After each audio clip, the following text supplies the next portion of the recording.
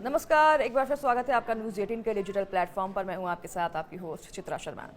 Supreme court ने वक्फ संशोधन अधिनियम 2025 की संवैधानिक वैधता को चुनौती देने वाली याचिकाओं पर पिछले 3 दिन लंबी बहस चली है, जिस पर हम लगातार आप तक अपडेट भी पहुंचा रहे हैं और आपके कमेंट्स भी पढ़ रहे हैं। आपके जो भी कमेंट्स आ रहे हैं उसके सवालों के जवाब भी हम आपको देंगे। उससे पहले आपको बता दें कि हम आप तक सिर्फ न्यूज़ पहुंचा रहे हैं, किसी का पक्ष नहीं रख रहे हैं।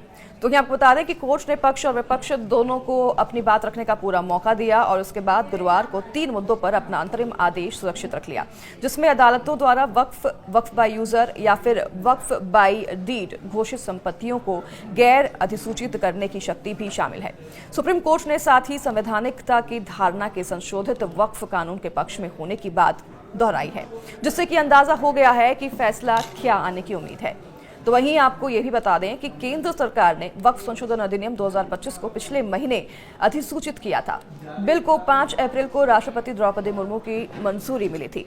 वक्फ संशोधन विधेयक को लोकसभा में 288 सदस्यों के मत से पारित किया गया था, जबकि 235 सांसद इसके खिलाफ थे।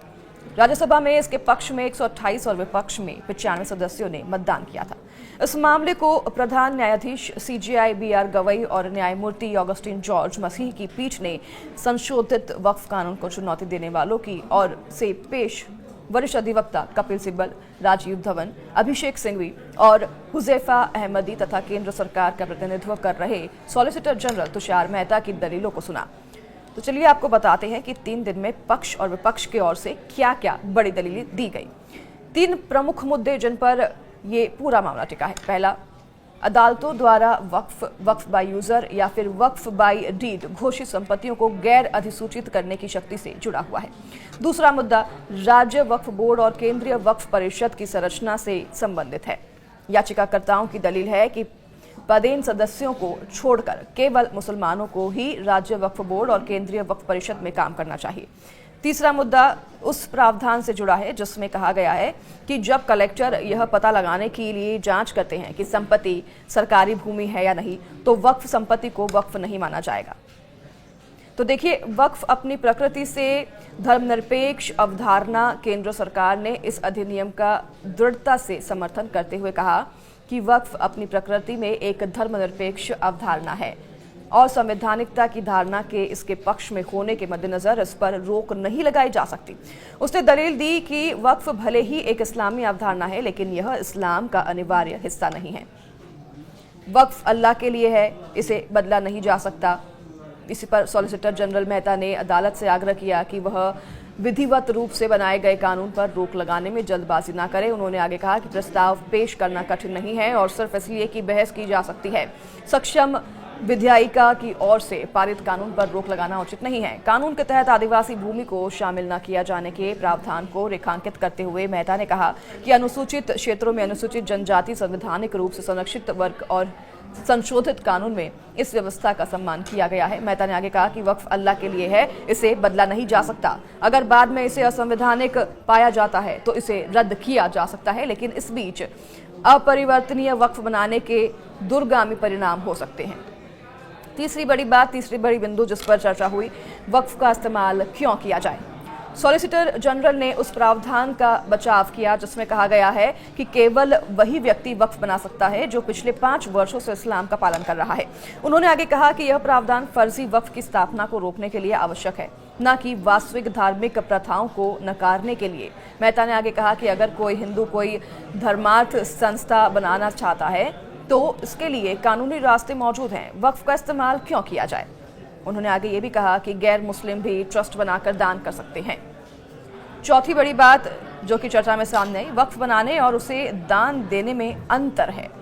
तुषार मेहता ने आगे कहा कि आवश्यक धार्मिक प्रथाओं की अवधारणा वक्फ बाय यूजर की रक्षा नहीं करती, जो कि मूल इस्लामी सिद्धांत के बजाय कानून के तहत विकसित की गई अवधारणा है। उन्होंने गैर मुस्लिमों के वक्फ संपत्ति बनाने संबंधी चिंताओं का भी जिक्र किया और कहा कि वक्फ बनाने और उसे दान देने में अंतर है। हिंदू वक्फ को दान तो दे सकता है, लेकिन वक्फ नहीं बना सकता। पांचवी बड़ी बात, वक्फ इस्लाम का अनिवार्य हिस्सा नहीं है। वक्फ कानून पर सुप्रीम सुनवाई में केंद्र सरकार की ओर से सॉलिसिटर जनरल तुषार मेहता ने यह भी कहा कि वक्फ इस्लामिक सिद्धांत है और इसमें कोई शक नहीं है, लेकिन वक्फ इस्लाम का अनिवार्य हिस्सा नहीं है। वक्फ एक इस्लामी अवधारणा है, लेकिन यह इस्लाम का एक अनिवार्य हिस्सा नहीं है। दान हर धर्म का हिस्सा है और यह क्रिश्चियन के लिए भी हो सकता है। हिंदुओं में दान की एक प्रणाली है, सिखों में भी यह मौजूद है। इस्लाम में वक्फ कुछ और नहीं बल्कि दान है। वक्फ बोर्ड का काम केवल वक्फ संपत्तियों का प्रबंधन करना, हिसाब किताब सही रखना, खातों का ऑडिट रखना आदि है। ये सभी बातें सॉलिसिटर जनरल तुषार मेहता की ओर से कही गई। छठी बड़ी बात, वक्फ एक धर्मनिरपेक्ष अवधारणा है। सॉलिसिटर जनरल तुषार मेहता ने इस पर कहा कि कई राज्य सरकारों से परामर्श किया गया, वक्फ बोर्ड से परामर्श किया गया है। जेपीसी ने हर खंड में ये दर्ज किया है कि वक्फ बोर्ड किस खंड से सहमत है या फिर नहीं है। विस्तृत रिपोर्ट तैयार की गई है जिसमें कुछ सुझाव स्वीकार किए गए या फिर स्वीकार नहीं किए गए। जब धाराओं में संशोधन के लिए सुझाव दिए गए तो विधेयक को पेश किया गया और अभूतपूर्व बहुमत से पारित किया गया। मेहता आगे कहते हैं कि वक्फ अपने स्वभाव से ही एक धर्मनिरपेक्ष अवधारणा है। अगली बड़ी बात, वो कहते हैं कि केंद्र ने 1923 में जो चली आ रही है बुराई है उसको खत्म किया है। सरकार की तरफ से सॉलिसिटर जनरल मेहता जो ये दलील रख रहे हैं, वो कहते हैं कि केंद्र ने 1923 से चली आ रही बुराई को खत्म किया है। हर हितधारक की बात सुनी गई है।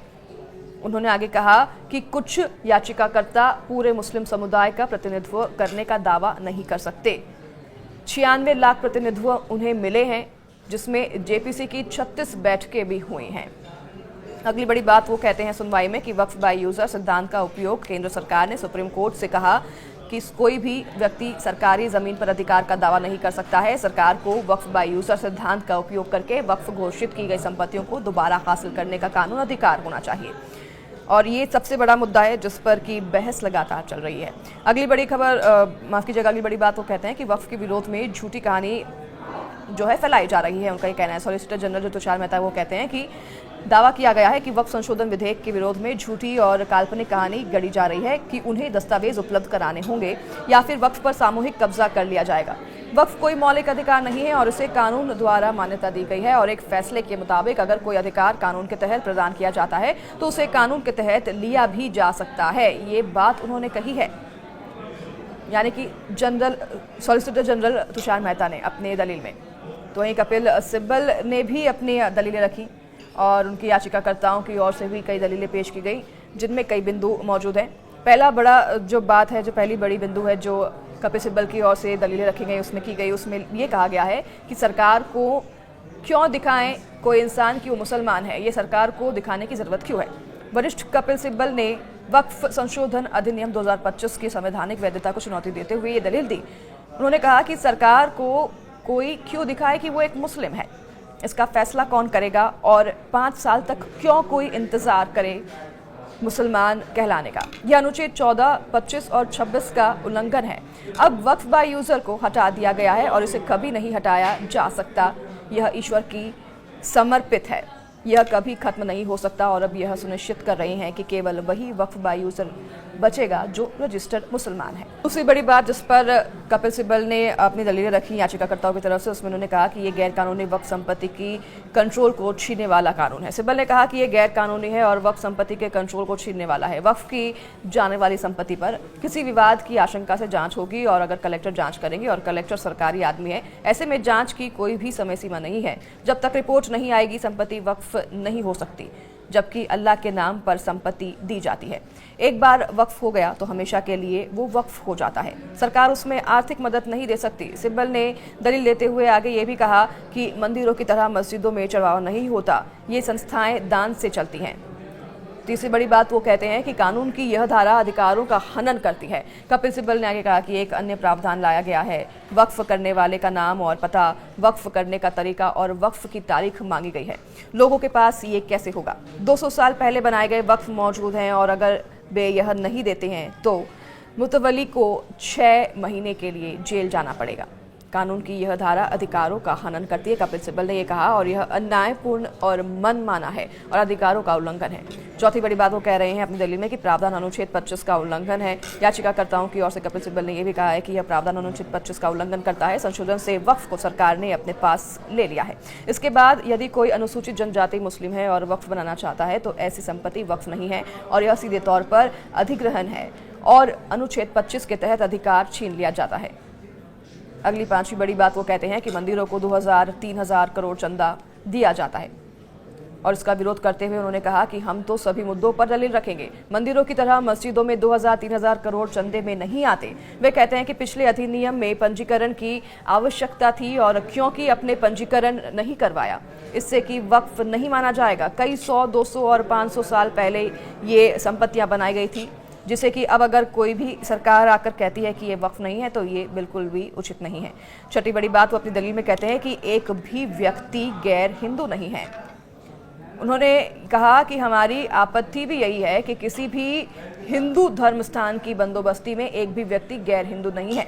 यदि आप अन्य धार्मिक समुदाय को विशेष अधिकार से दे रहे हैं विशेष अधिकार, तो यहाँ क्यों नहीं।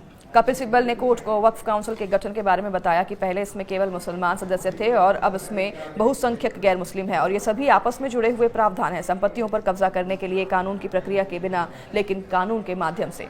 उन्होंने आगे कहा कि हम यह मानकर चल रहे हैं कि बोर्ड में ऐसे गैर मुस्लिम भी हैं जो कि हो सकते हैं कि जिनकी नियुक्ति पर रोक नहीं है। अधिकतम एक बार में 8 की गारंटी वह दे सकते हैं। कपिल सिब्बल ने यह भी दावा किया है कि 8 लोग ऐसे हो सकते हैं जो कि गैर मुस्लिम है और जो कि मुस्लिम नहीं है। सातवीं बड़ी बात वो कहते हैं कि 11 सदस्यों में से 7 अब गैर मुस्लिम हैं और सिब्बल इस बात पर अपनी सफाई देते हुए कहते हैं कि नया कानून कहता है कि जैसे ही किसी भी इमारत को ASI एक्ट के तहत प्राचीन संरक्षित स्मारक घोषित किया जाता है उस पर वक्फ का अधिकार खत्म हो जाएगा। और नए कानून में प्रावधान किया गया है कि धर्मांतरण के जरिए इस्लाम अपनाने वाले व्यक्ति 5 साल से पहले वक्फ नहीं कर सकता। यह प्रावधान पूरी तरह से असंवैधानिक है। पहले वक्फ बोर्ड में लोग चुनकर आते थे और सभी मुस्लिम होते थे, अब सभी सदस्य मनोनीत होंगे और 11 सदस्यों में से 7 अब गैर मुस्लिम हो सकते हैं, जिसे कि वो गलत ठहरा रहे हैं। आठवीं बड़ी बात वो कहते हैं कि वक्फ पर कब्जा करने का जरिया गलत है। याचिकाकर्ताओं की तरफ से पैरवी कर रहे कपिल सिब्बल ने इस पर भी जोर देते हुए कहा कि इस कानून को ऐतिहासिक, कानूनी और संवैधानिक सिद्धांतों से पूर्ण विचलन तथा गैर न्यायिक प्रक्रिया के माध्यम से वक्फ पर कब्जा करने का जरिया बताया। सिब्बल ने कहा कि यह वक्फ संपत्तियों पर सुनियोजित तरीके से कब्जा करने का मामला है। सरकार यह तय नहीं कर सकती कि कौन से मुद्दे उठाए जा सकते हैं और कौन से नहीं। वहीं वो आगे कहते हैं कि धार्मिक अधिकारों पर अतिक्रमण करना गलत है। कपिल सिब्बल ने धार्मिक अधिकारों पर अतिक्रमण का आरोप लगाया है। वरिष्ठ अधिवक्ता कपिल सिब्बल ने कोर्ट में दलील देते हुए कहा कि यह कानून मुस्लिम समुदाय के धार्मिक और संपत्ति संबंधी अधिकारों का अतिक्रमण करता है। उन्होंने ये भी कहा कि वक्फ संपत्तियां धर्म से जुड़ी होती हैं और इन पर राज्य का नियंत्रण अनुचित और असंवैधानिक है, जो धार्मिक स्वतंत्रता पर हमला है।